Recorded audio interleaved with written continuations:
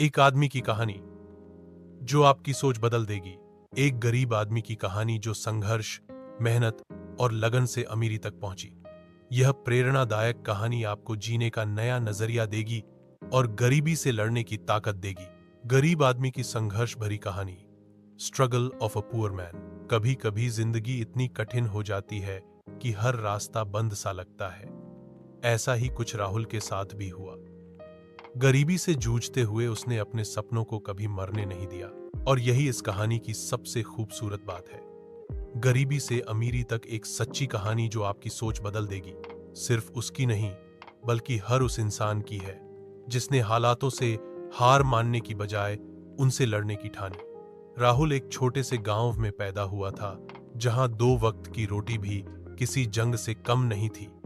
उसके पिता एक दिहाड़ी मजदूर थे और मां दूसरों के घरों में काम करके किसी तरह घर चलाती थी। स्कूल जाना तो सपने जैसा था, क्योंकि घर की हालत ऐसी नहीं थी कि पढ़ाई पर ध्यान दिया जा सके। बचपन से ही उसे जिम्मेदारियों का बोझ उठाना पड़ा।